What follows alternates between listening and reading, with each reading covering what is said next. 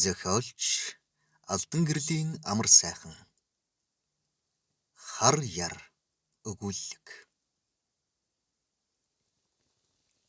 Үүр цайтал намуухан шивэрсэн бороонд зүлэг ногоо төдийгүй зүрх сэтгэлж угаагдж ариуссан гэлтэй.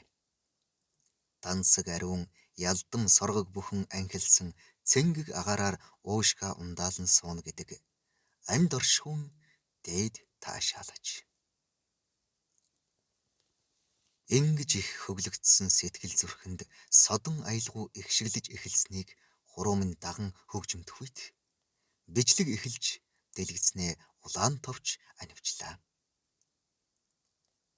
Хэд хоног унтсан онгод минь гэнц сэрж цоо шин хөгжим төрж хөг их шиг өндөлцөн амилж эрэмб химнэлд хуваагдан жагсаар л. Гэвч энэ гэгэн их шиглэнг минь хар яр хийсэн таагүй чимээ тасар татчихна хяслантай. Хандгайтдах цуслангийн хөршийг дорилог гэдэг боловч гэргий хар яр гэж нэрлэдэг. Учир нь тэр ханилсан эхнэр төрсөн үрс рүүгээ цаг үргэлж хар яр хийтэл яр зан архирч учир утгагүй бухимдаж байдаг муухай аран шинтай. Хашаа босооч цусаа идмэрээ хэмээн дорилоггүй дээврийн давхрынхаа онгорхой цонхны цаанаас хар яр дуугарч өглөөний нам гүмийг эвдэж онгодыг минь үргээсэн нь энэ. Чихгүй том хүү хашаа нь нойроо харамлаад босохгүй. Ууртай эцэг ахаад л хар яр дуугарандаа гэхээс сэтгэл тэртээ дэнсэлж саяын уяхан хөгжмөө цааш явуулгасан гэж мачитал. Цусаа идмэрээ ясыг чинь яаруулад өгнө шүү гэх чанга дуу ахин хадлаа. Хөөрхий хүүхдүүд рүүгээ ийм эрт хашгичиж амттай нойрноос нь сэрэж юугаа хийдэг байна гэж бодхоос хөрш рүү өөрлүүн хар яр хиймээр. Би хоёр давхар дахь ажлын өрөөнийхөө гадна ханыг нэлэнхүйд нь эзлүүлэн хоёр тийш гүйж эвхэгддэг шилэн хаалт хийлгсэн юм. Хаалтыг нээчхээр ажлын өрөө минь тагттайгаа үргэлж уужим зайтай задгай асар болж хувраад гадаа байгаа мэт сэтгэгдэл төрдөг. Ингэж суухан надад бялхсан их таашаал өгч онгод дууддаг болоод байгаа. Энэ өглөөч хаалт дэлгээстэй тул дорилог гуайн утга учиргүй уурссан ёдор яхир дууг ахин сонсохгүй гэхээс чихвчэн хийж сая бичиж амтсан хөгжмөө эргэн тоглууллаа. Гэвч ердүүл хормын өмнө тэнгэрийн эгшглэн мэт санагдаж сэтгэл огшоож зүрх огсолзуулж байсан өнөөх аялгау огт биш гэмээр дуугараад эхлэх нь харуусмаар. Навсайтлаа унсан сэтгэлээ сэргэх хэрэгтэй гэдгээ ойлгосон молих хөгжмийн зохиолч би шинэ бичиж эхэлсэн аялгаугаа түр хойш тавиад дэлгэц дээр буй гэгэн алсад одохыг хоёр товшив. Агуу их шарвын тэнгэрлэг хөгжим ягуухан эгшиглэж гинтийн бухимдал зүг чиггүй алс тийш аажмаар замхран одож тэнгэр дэх үхэлсч бас үйс үйсгэн чичрэн улам цаашлан нүгээд буй мэт оргиж яруу айзамд бүрэн эзэмдүүлээд асар таашаалтай хэсэгхэн амиралсан ч танцэг эгшиглэн нэгэнт төгсгүйд салхины сэвшээ шувуудын жиргээ тоншуулын товшоо гээд байгалийн унган чимээг өгүүлж чихвчээ авлаа. Амралтын өглөө тайван унтах дуртай хань минь эрт босчихсон сүйтэй цай өрөмтэй талх авчирч өмнө тавихт нь гайхсан харцаа нууж чадсангүй. Юундаа гайхав? Хар үрээр хар яр гээд эхлэхээр хэн амар амгалан унтж чадхав? Уур оволцоод хамаг сайхан нойр минь сэргчглээ гэж унтуудсаар дэргэд суулаа.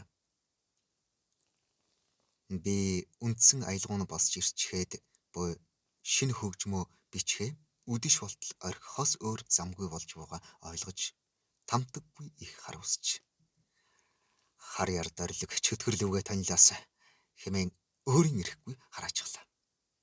Гэргий нухацтай харснаа. Хоёулаа өөр цуслантай болъё гэж байна. Ийм гоо байгальд, ийм аятайхан дүнзэн байшин, тийм хямд үнээр хизээч олдохгүй. Тэгэж энд ирснээр хэдэн сайхан хөгжин бичгээд байгаа. Яасан ч нөхөхгүй гэж би дотроо яргав. Өмнө түүнд энэ үгээ 2 ч удаа хэлсэн тул царайг минь хальт хараад л бодол уншчихлаа бололтой хань минь чимээгүй санаа алдаж байна. Тэгтэл ахиад л хар яр дуу хадах нь чихэнд чиртэй. Баярмаа наад нима балайга жорлон чийлгэж гэд дорилгоггүй том хүү хашаа нь чон шиг яр зайн охин дүүгээ зандарчгүй харагдахад гэргий толгойс гисрээд дэмил шогширлоо. Бид хоёр чир болсон муухай орилоныг ахиж сонсохгүй тулд хөршийн талын бүх цонх тагтаа дангинтал хааж аваад өглөөний цайгаа уухаар суулаа. Эднийх хүүхдгүү болохоор яхирлаад цонхоо хаадаг байх л гэж дорилгоггүй боддог болов. Манай гурвын том нь оюутан, баг хоёр нь ахлах ангид орчихсон учраас найз наргүй уйтгартай гээд цуслан руугаа юр ирдэггүй. Гэргий бид хоёр өглөөний алхаандаа гарахын өмнө хар яр чимээнд ахиж бохиндохгүй гээд чихвчээ хийж гар утас дээр хөгжмөө тултал чангалж аваад битүү модтой ингэрөөд мацав. Замдаа ганц нэг мөөг түүсээр оргилд хүрсэн хойноо л чихвчээ авч хөхөөн донгодоонд уйсан мөчр сэрчгэнхийг чагнан амьсгаа даран суухтай. Сая л өчүүхэн тайвшрал мэдэрснийг яалтай. Гэвч лайт хар яраас холдож чадаагүй л байж. Тулга унлагийн цусаа идэмрээ хэмээн хашгирах дорилгоггүй чиртэй дуу алсаас ёнгнон чихний хэнгэрэг зурлаа. Хань минь хөмсгөө зангидаад. Гүцээ цусланга зарна. Эднийхээс л холдож байвал саранпай амбаарч очсон хамаагүй гэж асар бухимдалтай хэллээ. Тэр өдөр би яаж эсэргүүцээд ч гэрийн хамгийн том даргын гаргасан шийдвэрийг цуцлуулж дийлээгүй. Ирж үтсэн хүн бүхэн дуу алдан биширдэг ийм сайхан байшингаа бид хоёр азаарл олж авсан. Дэлхийг донслогсон цар тахлын халдвар дөнгөж эхлээд бүх наймаа түгжигдээд юмны үн огцон унж байх тэрүүхэн зурус үед яралтай мөнгөний хэрэгцээтэй болсон нэг нөхөр бидэнд сул шахам өгчгснийг хэлэх юм биш. Хөл хорионд орсноос тоглолт цэнгүүн хаагдж дуу хөгжин бичүүлэх захиалагч ховрдоод тэр зун бид хоёр мөнгөгүй твдээд шин цуслангаа айлд түрээслүүлэх болоход найзууд байж ядан харуулсч түрээсэлж баллаж явахаар шин дээр нь манаа зарчхал та гэж шалцгаасан. Одоо харин хэд бөхтөрсөн үнээр өгч чадахч тэр мөнгөөрөө ийм тох тухтай байшин яагаад ч олохгүй. Гэлээч хөршийнхөө хар яр дуу гаргадаг амийг үдэж чадахгүйгаас цааш зархаас өөр замгүй болж буй маань энэ. Оройн бид хоёр дорилгоггүй тийш харсан бүх цонхоо хаагаад нөгөө талын хідэн цонхоо дэлгээд унтахаар хэвтгэхийн өмнө маргааш өглөө болдоо бата хоёр руу зэрэг залгая. Хэн дөрүүлж утсаа авсны нь аз шавааг гэж тохирлоо. Тэд бол гэр бүлийн найзууд бөгөөд бид хоёрын хар яр хөршөөн твчихгүй байшингаа зарж магадгүй болсныг мэдрээд гоё байшинтай болж л байвал хөршийн дуу хоолой хар яр байна уу, ян там байна уу падгүй. Манайх л авна шүү гэж байнга шалгааж байгаа хүмүүс. Хэдий хөршийн талын цонхнууд нам хаалттайч нөгөө тийш харсан онгорхой тагтаар цусаа идэмрээ. Наад хөгжмөө унтраагаад унтаад өгөөч ээ хэмээж буй дорилгоггүй тэртэй дуу моддыг дамжин цуурайтах нь бүдэгч гэсэн сонсогдож бид хоёрын нүүр зэрэг үрчилээ. Эхнэр минь ердийн хөөсөө эрт болсон болохоор Тэрэн дээр толгой тавингууд нам унтаж. Би харин ингэтэл их таалагдаад тэгтэл их онгод оруулаад буй цуслангаа зарна гэхээс нойр хулжчихлаа. Ханаас хэрэлгүй зугуухан гулсаж хөнжлөөс сугараад үлми дээрээ гიშгэн холбогц цамцаа хам хум тухаад ажлын өрөөндөө түнэр харанхуйд уусав. Зоддог нөхөртэй эхнэр зодуураа өгүүлдэг гэдэг шиг хар яр хийх чимээг сүүлчийн удаа сонсох хүсэл гинт төрөөд шилэн хаалтаа дэлгэлээ. Дорилго гуайн цаад тайд ойн захад байшинтай эхнэр маань олон нохойт гэж хочилдог залуугийн саяхан нэмж авчирсан гөлгөн банхар хаяа нэг гав гав хуцхаас өөр аниргүй нам гүм шөн дүнсэж үйл шүргсэн өндөр моддын оройгоор гин гинхэн салхи хүүгэж мөчр сэрчигнүүлэх дуулдана. Цусаа идэмрүүд гутал хувцаа тараад шидэлсний нэ хэмээн хөрш маань шөн дунд өнгөрчхөөд багтал хар яр дууга хатаадаг нь энэ удаа огт сонсогдохгүйд би гайхлаа. Хөршийн байшин тийш толгой эргүүлбэл хүүхдүүд нь унтдаг дээврийн давхар нь харанхуй, доод давхрын цонхонд нь харин ширээний гэрэл ялтайхаж битнийх байшингаа цэлийсэн уужим цонхтой ганц том өрөөтэй шийдлэр барьсан агаад дээврийн давхартаа хоёр таслагаатай. Хөшиг хэмээгчийг огт хэрэгэлдэггүй учраас доод дээд давхарт хэн юу хийж байгаа нь манай цонхноос нэвт шувт алган дээр мэт харагддаг. Хар яргавай хоёр багынхаа удирдлагатай нисдэг тэргийг задлаад ширээн дээр бөөн эд анги хөглүүлчихсэн засчгүй бололтой нь тэрүүхэн хэсэгтээ туссан шаргал гэрэлд тод үзэгдэнэ. Тэр явдаг, нисдэг, дуулдаг, хуурдаг, халдаг, асдаг, угаадаг, эндүүддэг бүх зүйлийг дорн засчихдаг гайхалтай авьяастай. Наан буй дэлгдэг бойдон дээр хөнжлөөд хийчилж орхиод ээжийнхээ дэргэд нүцгэн тараан унтаж буй баг хүү тулгаан зүүдлээд ход ход инээх нь хол сууга наддаж сонсогдлоо. Дорилгоггүй дуугуун унтаач цусаа идэмрээ хэмээн хар ярдуу хатаах ёстой байтал хайр инрэл нэвт гэрэлтсэн хачин зөөлөн харцаар хүүгээ илбэн засч буй тоглоомоо мартаад таг гүлэрчгэн итгэмээргүй. Хар ярд ийм уйхан харц байж болно гэж юу хэмээн би дотроо дуу халдлаа. Аавгай хүүгээ ширтэн сууснаа. Харцаа дээшлүүлж эхнэрээ мөн л түүнд баймгүй уян зөөлнүүдээр ширтээд орчноосоо тасран таг суучглаа.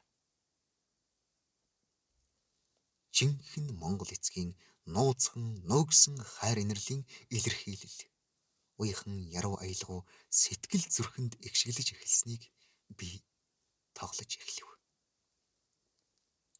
Өглөөгөр чихвчээ залгаатай орхисон минь хിവэрээ тул хөгжим шөнийн нам гүмийг огтхонч эвдэхгүйгээр өмнөөс шив нэг мэт аяархан сонсогдно.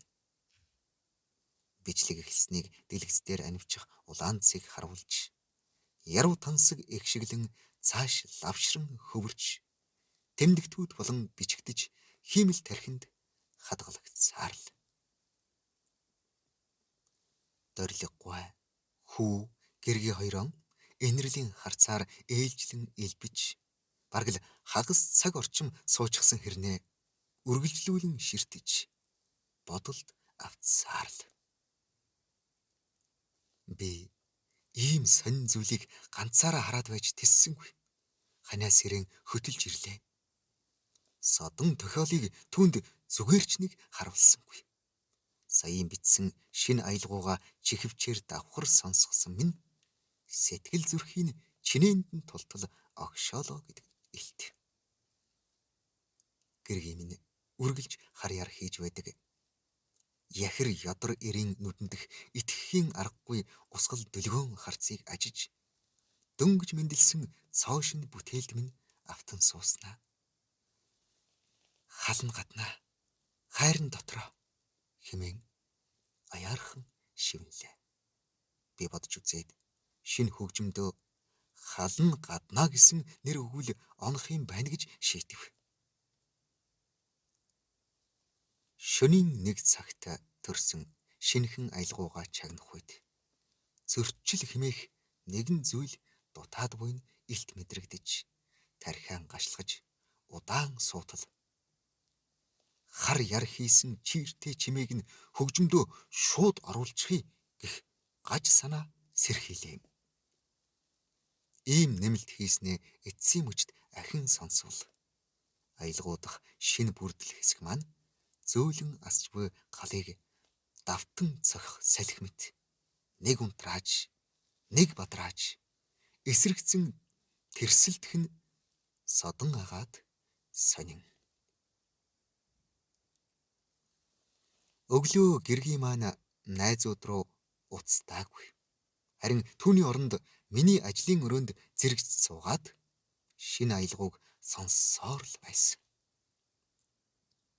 Нэг мэдтэл баг үд болчихсон. Цусаа эдмэр ийм жонхуг нохойж тоож долоохгүй хэмээн дорилгогүй эхнэр лүгээ хар яр дуугарч хийсэн хоолыг голсноо. Өөрөө ханцуу шамлан галтгоо руугаа шунгаад дээд зэрэглэлийн зоогийн газрын хал гэмээр хоолыг нүд ирмэх зурд хийчихлээ.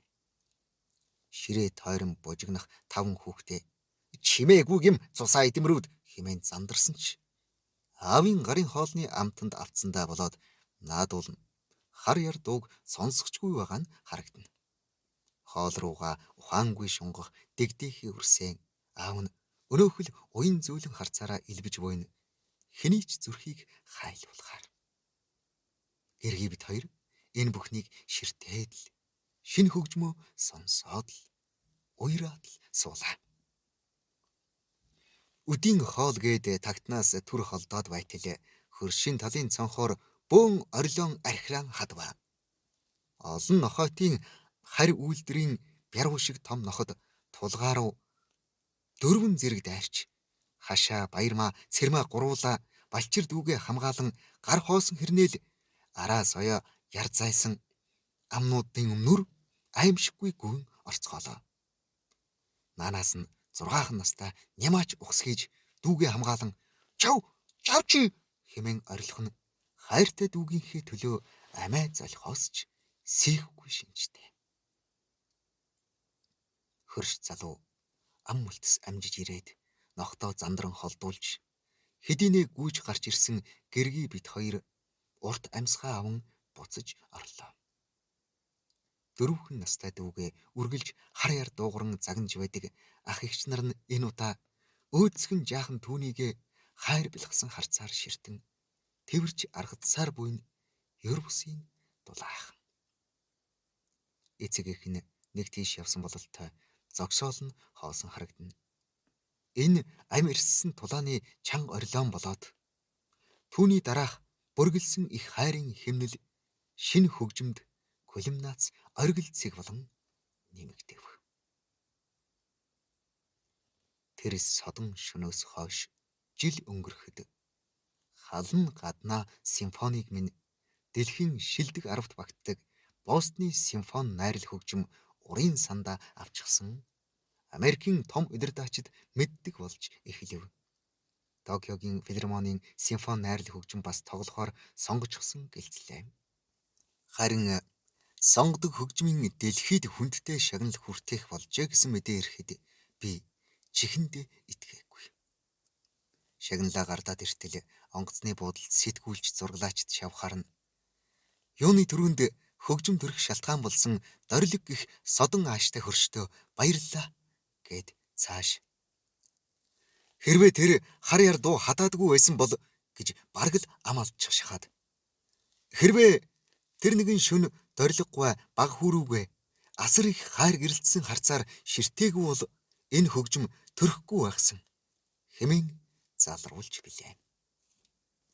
Гэргий минь чөлөөл гарвал миний ажлын өрөөнд яваад орчихсон тэр шөнө мэндэлсэн хөгжмийг сонсоод л хөршийнхний хар яр хийсэн бархираан хайр гэрэлтсэн харц хоёр хэрхэн эсрэгцхийг ер уйдахгүй ажаад л суудаг хүн болсон доо.